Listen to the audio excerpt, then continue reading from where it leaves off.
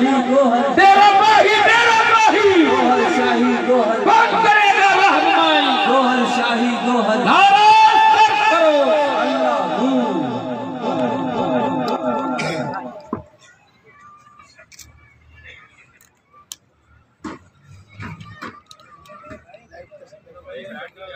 बैठिए बैठिए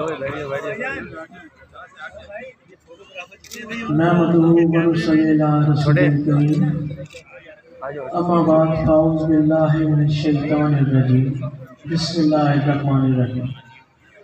अस्सलातु वस्सलामु अलैका या रसूलल्लाह, अस्सलातु वस्सलामु अलैका या हबीबल्लाह, अस्सलातु वस्सलामु अलैका या शफीअल मुज़निबीन, अस्सलातु वस्सलामु अलैका या रहमतल्लाह। पहले तो तमाम शुरका महफिल, उलमा, मशाइख, चंद ज़ाहिर और चंद छुपे इंतज़ामी एहलकारों को अस्सलामु अलैकुम। उसके बाद आप तमाम को नवासाए रसूल खुदा, नवासाए महबूब खुदा, पीराने पीर दस्तगीर जनाब शेख अब्दुल कादिर जिलानी अल मारूफ बादशाह की सरकार का उस बहुत बहुत मुबारक। सिंध में हम यहाँ उर्स कहते हैं और वैसे जश्न जिलानी। बहुत खुशी होती है कि जब गौस पाक के दीवाने और परवाने उनके नाम पर हर जगह जमा हो जाते हैं जहाँ उनको याद किया जाता है। और बिल्कुल इसी तरह कि जब अल्लाह किसी से राज़ी हो जाए तो उसको अपने नाम लेवाओं में रख लेता है। जिस तरह से हम अपने घर में किसी दोस्त की दावत करें तो हम कहते हैं कि अपने दोस्तों को भी ले आना। हम क्या कहते हैं जब किसी दोस्त की दावत करते हैं, हम कहते हैं कि तुम अपने दोस्तों को भी ले आना। तो आगे से वही कहता है कि मैं उन दोस्तों को लाऊंगा जो मेरे हम ज़हन होंगे या हमारी इस महफिल के लायक होंगे। इसी तरह जब अल्लाह किसी पे राजी हो जाता है तो उसके घर पर अपने प्यारे भेजता है। और वो प्यारे सिर्फ खाने के लिए नहीं आते, वो उनकी महफिलों में शामिल हो जाते हैं जहाँ उनके नाम की महफिलें रखी जाती हैं। इसी तरह से आज इस वली कामिल सुल्तानुल फकर के दरबार पर जब महफिल गौसिया का इनेकाद किया गया है तो हमारा ईमान है कि हुजूर गौस पाक इस महफिल में शामिल हैं। और सिर्फ हुजूर गौस पाक ही नहीं, जिस तरह से हमारे दोस्त के साथ उनके दोस्त आते हैं, इसी तरह से हुजूर गौस पाक के भी प्यारे आए होंगे। तो मैं आप तमाम को दोबारा से मुबारकबाद पेश करता हूँ इस इंतजामिया को जिन्होंने ये इनेकाद किया। साहबजादा तलत महमूद गोशाही की सरपरस्ती में सदारत में ये प्रोग्राम हुआ। मैं इनको भी अदबन सलाम भी पेश करता हूँ और मुबारकबाद पेश करता हूँ। दूसरा, जहाँ हम रूहानी खुशियाँ, रूहानी नूर समेट रहे हैं, वहीं पे इसके पैरेलल मतलब इसके साथ साथ एक दुख भी चल रहा है। अब आप सोचिए वो दुख कौन सा जब हम सब खुश हैं? वो दुख ये कि जहां हम कलमा गो आका दो आलम सल्लल्लाहु अलैहि वसल्लम खातमुन नबीयीन के नवासे का उर्स मना रहे हैं, वहीं पे एक और मुल्क है कलमा गो जिसका नाम है फलस्तीन। وہاں پر کلمہ کو، اسی نبی کے پیاروں کو شہید کیا جا رہا ہے متواتر روز 200 300 400 بچوں عورتوں بوڑھوں کو شہید کیا جا رہا ہے۔ کل تک جو رپورٹ تھی وہ یہ کہ 7000 فلسطینی شہید کر دیے گئے ہیں۔ انا للہ و انا الیہ راجعون۔ 8 سے 12 لاکھ فلسطینی اس وقت بے گھر ہیں، ان کو گھروں میں جگہ نہیں ہے، وہ ملبوں کے نیچے، کہیں پارکوں میں، کہیں کھلی جگہ پہ جہاں پر ابھی تک بمباری نہیں ہوئی ہے وہاں پر وہ موجود ہیں اور اپنی زندگی کے آخری دن گزار رہے ہیں۔ اسی طرح سے 22,000 کے قریب فلسطینی کرٹیکل انجرڈ ہیں، مطلب اتنے انتہائی زخمی ہیں کہ آج یا کل ان کی بھی خبر آئے گی کہ وہ بھی شہید ہو گئے، اور چند ایک جو بچے جائیں گے وہ اس لیے شہید ہو جائیں گے کہ اب ہاسپٹلوں میں، ہسپتالوں میں دوائیاں نہیں ہیں۔ جو پیاسا ہے وہ پانی نہ ہو کے شہید ہوگا، جو بھوکا ہے وہ کھانا نہ ہونے کی وجہ سے شہید ہوگا، اور جو بچے، نومولود بچے اپنی ماں کا دودھ پیتے ہیں وہ اپنی ماں نہ ہونے کی وجہ سے شہید ہو جائے گا۔ تو میں پیر حماد ریاض وقت ریاض احمد گوھر شاہی رحمۃ اللہ علیہ اپنی طرف سے، ہم 5 صاحبزادوں کی طرف سے، اور ہماری جماعت عالمی روحانی تحریک انجمن سرفراز شان اسلام رجسٹرڈ پاکستان کی طرف سے اسرائیل یہودی ملونوں کی اس کارروائی کی سخت الفاظ میں مذمت کرتے ہیں۔ آج میں اپنا اس حلقے باب میں قرارداد پیش کرتا ہوں، اگر آپ متفق ہوں تو میری آواز کے ساتھ آواز ملائیے گا، میرے ہاتھوں کے ساتھ ہاتھ اٹھائیے گا کہ ہم اخلاقی طور پہ، کیوں عملی طور پہ ہم کچھ نہیں کر سکتے، ہم سب ریاست کے پابند ہیں، ہم سب پہ ریاستی قانون لاگو ہوتا ہے۔ جب ریاست اپنا رستہ اختیار کرے گی فلسطین کے حق میں تو ہم ریاست کے بالکل ساتھ کھڑے ہیں، اور ریاست جب ہمیں پکارے گی اللہ والے امام ضامن باندھ کر اس فلسطین کے لیے نکل کھڑے ہوں گے، اور صرف فلسطین ہی نہیں، جہاں کہیں گے مسلمانوں کو اللہ والوں کی ضرورت پڑے گی تو قانونی طور پہ ریاست کی حمایت سے وہاں پہنچیں گے۔ میں ایک دفعہ پھر مذمت کرتا ہوں اس OIC میں بیٹھے چند ملکوں کی، جنہوں نے اس موقع پر جب فلسطین کو شہید کیا جا رہا ہے اس میں انہوں نے اپنے ملکی مفادات دیکھے، اپنے قوانین تو منظور کروا لیے لیکن فلسطین کو ادھورا چھوڑ دیا۔ میں اقوام متحدہ کے میں شامل ان ممالک سے بھی افسوس کرتا ہوں کہ بجائے انہوں نے آواز اٹھانے کے، صحیح آواز اٹھانے کے، جس طرح سے بہو پر غصہ ہو تو ساس کچھ نہیں کہتی، بیٹے کو کہتی ہے، اسی طرح سے جن کو غصہ تھا پتہ نہیں کس کو استعمال کر گئے۔ ہمیں تو یہ بھی نہیں معلوم چلا کہ حماس نے حملہ کر کے فائدہ پہنچایا یا نقصان، صرف 1200 اسرائیلی یہودی جہنم نذیر ہوئے، باقی تو 7000 ہمارے شہید ہو گئے۔ یہ ہمیں فائدہ ہوا یا نقصان ہوا؟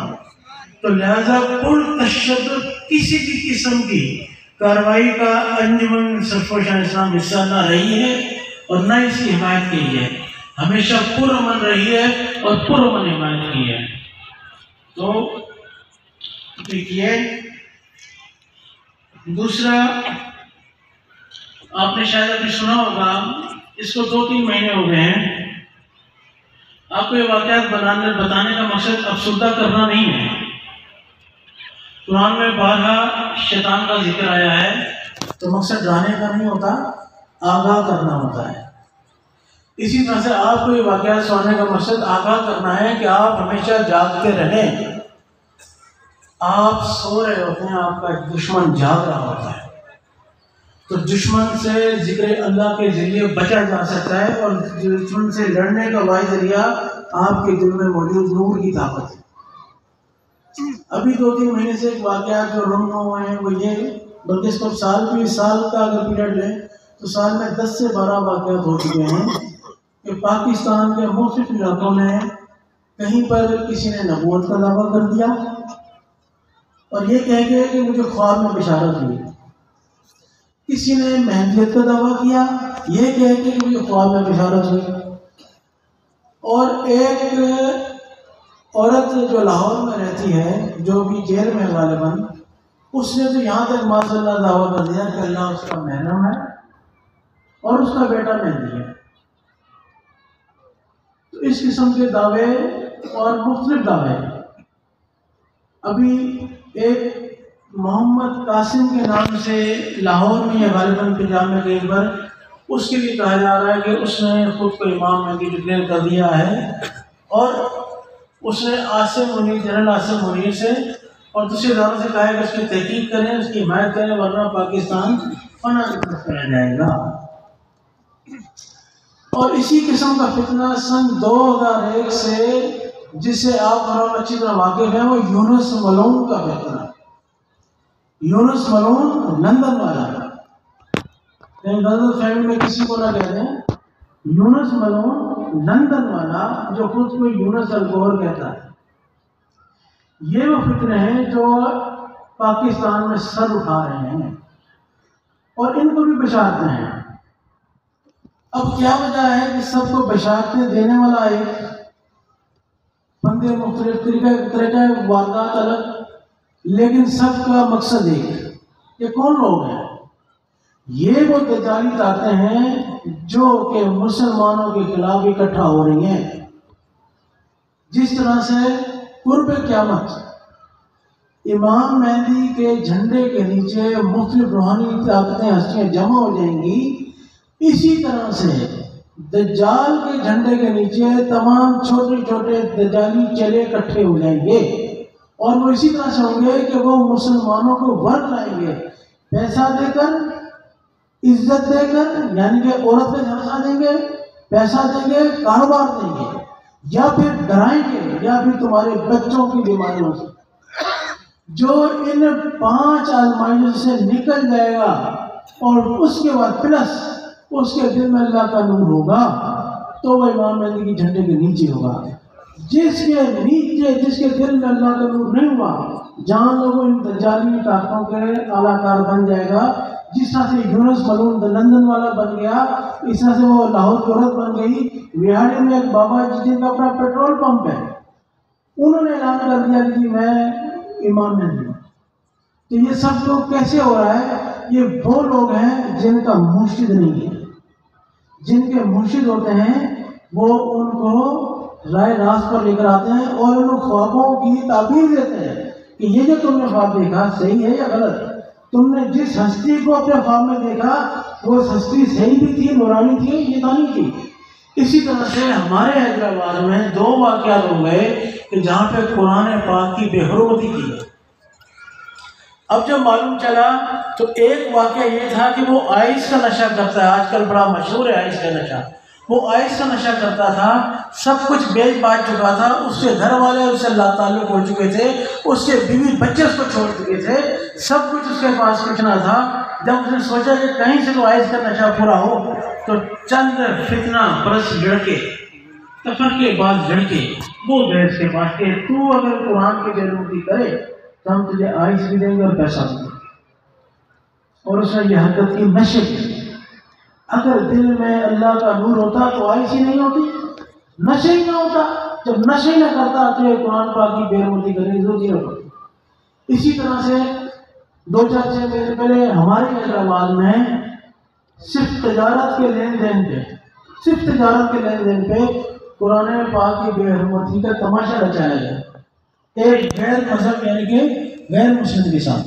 جب تفتیش بھی پتہ لگا کہ جو کاروباری معاملات تھے اور اس میں بے حرمتی کرنے والے کوئی اور نہیں تھے، ہمارے اپنے کلمہ گو بھائی تھے، ہمارے مسلمان بھائی تھے، کہ جو چند زر کی خاطر وہ اس اللہ کی آزمائش کو پورا نہ کر پائے، بے حرمتی کر کے اللہ پہ توکل رکھتے، اللہ اسے زیادہ دیتا، اس کے لیے ایک نکالا وہ 70 نکالتا ہے. تو کیا تم تھوڑا صبر کرتے تو کیا اللہ تمہیں نواز نہ دیتا؟ لیکن تم نے شیطان کا رستہ اپنایا تو معلوم نہیں چلا کہ اگر کوئی کلمہ گو بھی ہے اور دل میں شیطان ہے تو وہ بے حرمتی کرنے سے بھی نہیں رکے گا. انہی کے لیے کہتے ہیں نا کہ جن کے صرف زبانوں نے کلمہ پڑھا وہ 70,000 یزیدیوں نے ہوئے، اور جن کی زبانوں کے ساتھ ساتھ دل نے بھی کلمہ پڑھا وہ 72 حسینیوں میں ہوئے. تو اور جان لیجیے کہ ان 70,000 یزیدیوں میں 12,000 جید عالم بھی تھے، حافظ بھی تھے، قاری بھی تھے، جنہوں نے متفق کا فتویٰ دیا تھا کہ امام حسین واجب القتل ہے، نعوذ باللہ. ان 70,000 یزیدیوں میں شامی فوجیوں کے اندر 12,000 سلطان صاحب فرماتے کہ 12 یا 18,000 اس میں علماء اور حافظ بھی موجود تھے جنہوں نے متفق کا فتویٰ دیا کہ امام حسین واجب القتل ہے.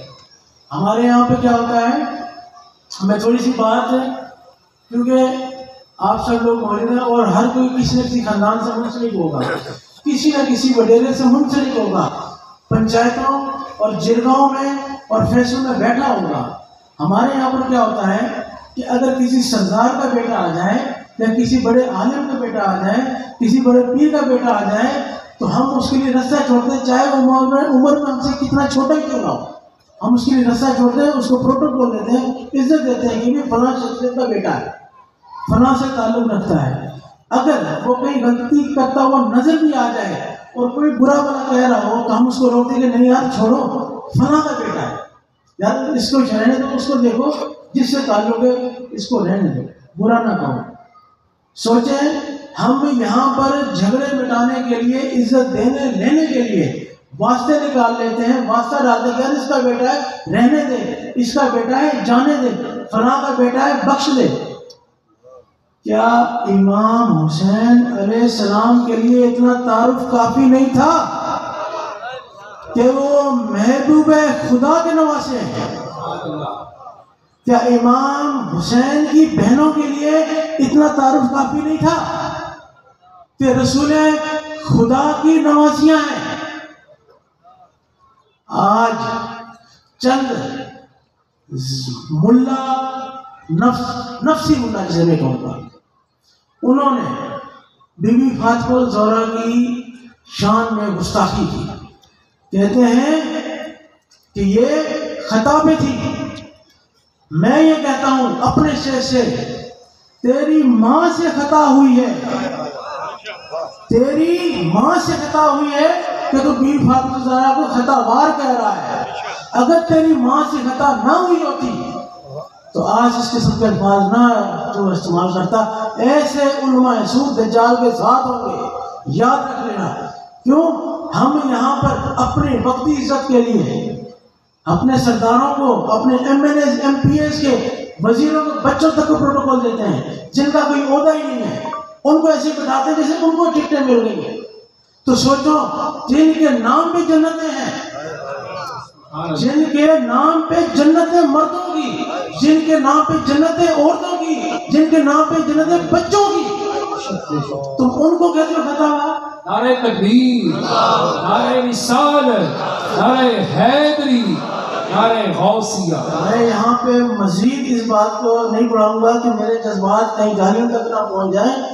تو ان دو نعروں سے میں اس ٹاپک ختم کرنا ٹاپک کروں گا کہ حسینیت، حسینیت، حسینیت، یزیدیت، یزیدیت، یزیدیت. اب میں اپنے اگلے عنوان پہ جاؤں اور مجھے کہ ہم دیکھتے آ رہے ہیں کہ ہماری نام جس طرح سے میں نے تذکرہ کیا کہ یونس ملعون لوگوں میں یہ کہتا پھرتا ہے یا یہ لوگوں میں گمان دیتا ہے کہ شاید اس کا تعلق گور شاہی سے ہے یا گور شاہی کا بیٹا ہے یا جانشین ہے، میں آج واضح کر دینا چاہوں کہ یونس ملعون لندن والا، اس کا نہ گور شاہی سے کوئی تعلق ہے، اس کے عقائد باطل کا گور شاہی سے کوئی تعلق ہے، نہ ہی اسلام سے ملعون کا تعلق ہے۔ اس کے عقائد باطلا، اس کا ایمان باطلا، اس کے نظریات باطلا، ہمارے اس کی کسی چیز سے کوئی تعلق نہیں ہے۔ اور جو اس گمان میں رہے تو وہ بھی آج اپنا اس گمان کو، اپنی غلط فہمی کو دور کر لیں۔ اور اگر کوئی یوٹیوب پہ اس کی باتوں کو سن کے امپریس ہو رہا ہے تو وہ ہمارے پاس آئے، ہم اس کو اس کی اصل لحاظ سے بتائیں گے کہ اصل میں ملعون ہے کون، تو دجال کا کردار ہے، دجال کے کردار ہے۔ تو آپ اس چیز کو واضح خود بھی کر لیں اور اپنے دوستوں تک بھی پہنچائیں۔ اور ہم نے ایک کتاب کا بھی چھاپا ہے جو کہ آپ کو لائبریری میں مل جائے گا یا پھر آپ کے علاقے کا نظام کو مل جائے گا، آپ ان سے لے لیجیے گا۔ اس میں یونس ملعون سے 2001 سے لے کر 2023 تک ہم نے جو اس کے خلاف کارروائیاں کی ہیں، اس کے عقائد کے خلاف کی ہیں، وہ سب اس کے اندر موجود ہیں، جس میں گورنمنٹ اسٹیمپیں بھی لگی ہوئی ہیں۔ اس کے بعد کچھ لوگ کہتے ہیں کہ اسی یونس ملعون کو لیتے ہوئے، اسی باتوں کو لیتے ہوئے کہ کہیں گور شاہی صاحب نے نبوت کا دعویٰ کیا تھا۔ آج ہم یہاں موجود ہیں، یہاں پہ اس پلیٹ فارم پہ علماء بھی موجود ہیں، اس پلیٹ فارم پہ درگاہ گور شاہی بھی موجود ہیں، اس پلیٹ فارم پہ صرف وہ لوگ بھی موجود ہیں جو دین سے بہتر مضبوط تعلق رکھتے ہیں۔ لیکن پھر بھی میں واضح کر دوں کہ ریاض احمد گور شاہی مقدس والی نے اپنی زندگی میں نہ تحریراً نہ زبانی کبھی بھی نبوت کا دعویٰ نہیں کیا۔ آپ نے مزید فرمایا کہ جو بھی شخص آقا کرم صلی اللہ علیہ وسلم خاتم النبیین کے بعد نبوت کا دعویٰ کرے ہمارے نزدیک کو کافر ہے اور اس کے ماننے والے مرتد۔ نعرہ تکبیر، نعرہ رسالت، نعرہ رسالت، نعرہ رسالت۔ اسی طرح سے میرے والد صاحب نے نہ ہی کبھی امام مہدی کا دعویٰ کیا۔ آپ نے فرمایا امام مہدی من جانب اللہ ہوگا، اس کو آنا ہے، وہ کوئی بھی ہوگا وہ آنا ہے۔ امام مہدی کی میرے والد صاحب نے نشانیاں بیان فرمائی جس طرح دیگر علماء اور صوفیہ کرام ابھی تک بیان فرماتے آ رہے ہیں۔ وہ یہ کہ آج جس طرح سے آقا کرم صلی اللہ علیہ وسلم کی پشت مبارک پر مہر نبوت تھی جو کہ نسوں سے بھری ہوئی تھی، اسی طرح سے امام مہدی کی پشت مبارک پر کلمہ کے طیبہ کے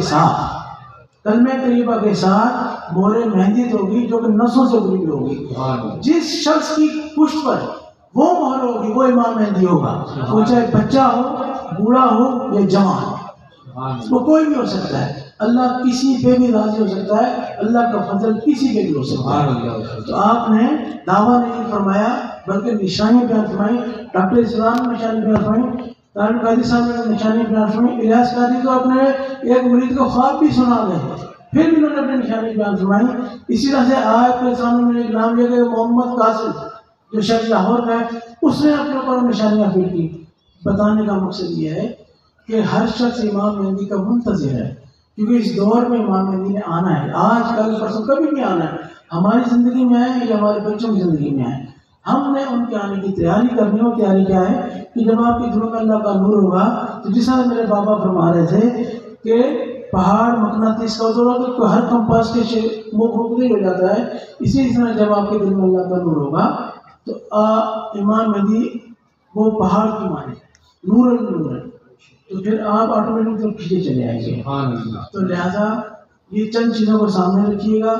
میں پھر ایک دفعہ آخری بات دہرا دوں اور وہ 3 کی لائن ہے، وہ یہ کہ فلسطین پہ جو حملے ہو رہے ہیں، ہم فلسطین کے بالکل نشانہ بشانہ کھڑے ہیں، اخلاقی عملی اس لیے نہیں ہو پائے کہ ریاست جب چاہے۔ دوسرا یونس ملعون کا ہم صاحبزادوں سے کوئی تعلق نہیں، بلکہ آپ کو ایک عجیب بات سناؤں کہ ہمارے پورے خاندان گوشے میں یونس نام کا بندہ ہی نہیں ہے۔ حیرانگی کی بات یہ کہ ہم آج سوچتے ہیں اللہ پتہ نہیں کب تک کا آخر تک کا سوچتا ہے، بتاتا ہے، تو اللہ نے خاندان گوشے میں یونس نام کا بندہ ہی نہیں دیا۔ اب جو یہاں پر بیٹھے ہوئے ادارے ہوں گے یا آپ لوگ جو اللہ سے تعلق رکھتے ہیں، ہم بھائی میں سے کسی ایک کا شناختی کارڈ کا نمبر لیں اور پوری فیملی ٹری نکال لیں، ڈھونڈیں کہیں یونس ملعون ہے، تو لہذا اس قسم کے قوم پہ عمل نہ کریں۔ تو نہیں سے دوسرا، اگر تحقیق کے بغیر آپ لوگ گوشے کے خلاف چند لوگ ہو رہے ہیں تو تحقیق کریں، مومن ہو جو تحقیق کریں، سنیں دیکھیں خود وہ مومن ہے، ورنہ یزیدیوں نے بھی تو یہی کام کیا تھا جو آج چند لوگ کر رہے ہیں۔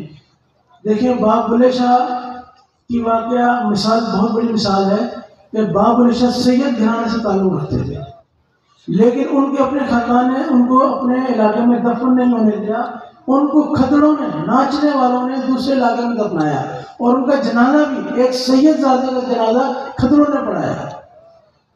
آج قصور شہر وہاں آباد ہے جہاں باب بلے شاہ کا بازار ہے۔ سبحان اللہ۔ جنہوں نے اپنے گاؤں سے نکال دیا، آج ان کے آبادات وہاں آباد ہیں جہاں باب بلے شاہ موجود ہے۔ سبحان اللہ۔ تو پتہ یہ چلا کہ جب دلوں میں اللہ کا نور نہیں تھا تو سید کو کافر کرتے رہے، اور جیسے ہی اللہ نے ہدایت فرمائی تو اپنا پورا قبہ اٹھا کے وہاں آباد کر لیا جہاں وہ سید زیادہ موجود ہے۔ نعرہ سرفروش، سرفروش۔ اس لیے، اور دوسرا آخری بات، بالکل آخری کر رہے ہیں، پہلے سے ہی سونے لگے ہیں، وہ یہ کہ ابھی مجھے کل پرسوں ہمارے امیران نے بتایا کہ اس یونس ملعون نے آصف منیر جو چیف آف آرمی اسٹاف ہیں، ان کے خلاف بھی کوئی غلیظ زبان استعمال کی۔ اب میں آپ کو واضح کروں کہ انجمن انصارین اسلام غیر سیاسی جماعت ہے، صاحبزادگان غیر سیاسی ہیں۔ جس طرح سے انجمن کہیں پہ بھی سیاست میں حصہ نہیں لیتی، اسی طرح سے صاحبزادگان بھی سیاست میں کہیں حصہ نہیں لیتے، اور نہ ہی ریاست مخالف پالیسی کا حصہ بنتا ہے۔ ہمیں ہمارے بابا نے بڑے بھائی سے لے کے آج ہم اپنے بچوں کو وہی نصیحت کرتے ہیں جو ہمارے والد صاحب نے ہمیں کی تھی، وہ کیا کہ تم نے دین کے معاملے میں اور ملک کے معاملے میں کمپرومائز نہیں کرنا، سمجھوتا نہیں کرنا۔ دین کے معاملے میں اور ملک کے معاملے میں سمجھوتا نہیں کرنا۔ کیوں؟ رزق اور موت اللہ کے ہاتھ میں، اور عزت بھی اسی رب کے ہاتھ میں، تو کسی کے خوف سے سمجھوتا نہ کر جانا، صبر کرنا، اللہ تمہارے ساتھ ہے۔ تو یہ تلقین ہم آپ کو کرتے ہیں کہ اگر مرشد مانتے ہو اور بعد میں پیر مانتے ہو تو ہماری بات مانو کہ ریاست کے معاملے میں اور دین کے معاملے میں سمجھوتا نہیں کرنا، صبر کرنا، اللہ تمہارے ساتھ ہوگا۔ تو باقی جو جس قسم کے بھی پروپیگنڈے کریں، آپ لوگ اس کا دفاع کریں۔ آپ لوگوں کی آسانی کے لیے میں پھر کہتا چلوں، ایک کتابچہ بنایا ہے، وہ آپ اس کو لے جائیے گا، وہ PDF میں بھی موجود ہے، جن کے پاس پرنٹر ہو اپنے گھروں میں نکال کے رکھ لیں، جن کے پاس نہیں ہو وہ یہاں سے ہارڈ کاپی لے جائیں، فوٹو کاپی کرا کے اپنے پاس رکھ لیجیے گا، وہ آپ کو لائبریری سے مل جائیں گی۔ اگر وہاں سے ختم ہو گئی ہیں تو آپ کے متعلقہ آپ کے علاقائی نگران سے مل جائیں گی۔ میں ایک دفعہ پھر آپ تمام مومنین کو مبارکباد پیش کرتا ہوں۔